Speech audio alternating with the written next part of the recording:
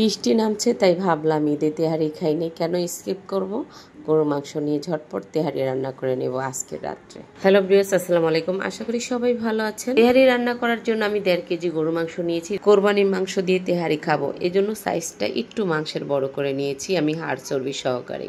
1 cup দিয়েছি পেঁয়াজ কুচি। পেঁয়াজটা কিন্তু আমি একটু মোটা করে কেটে নিয়েছি।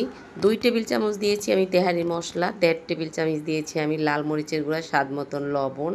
4টা নিয়েছি তেজপাতা, 3 টুকরা নিয়েছি আমি দারচিনি। গোলমরিচ লং আমি নিয়েছি 8-10টা করে, 8-10টা দিয়েছি কাঁচামরিচ। একটা টমেটোর আমি অর্ধেকটা দিয়েছি। সরিষার তেল আমি হাঁড়িতে আগিয়ে দিয়েছি 1 কাপ। এবার হাতে মেখে আমি চুলায় বসিয়ে দিয়েছি। মাংসটা বলক আসার পরে আমি 1.5 টেবিল চামচ নিয়েছি আদা বাটা, 2 টেবিল চামচ নিয়েছি রসুন বাটা। হাই হিটে 5 মিনিট জাল করে নিয়েছি। দেখেন কতটা পানি চলে আসছে মাংসতে। এই পানিতেই আমি মাংসটা 80% সিদ্ধ করে কষিয়ে নেব। আরো কিছু উপকরণ আমি তেহারিতে অ্যাড করব ধাপে ধাপে। আলহামদুলিল্লাহ 80% মতো সিদ্ধ হয়ে গেছে মাংস, তেল উঠে গেছে। এরপর পানি অ্যাড করে দিচ্ছি আমি। 1.5 কেজি গরু মাংসের সাথে 1/2 কেজি দিব চিনি গুঁড়া পোলার জল।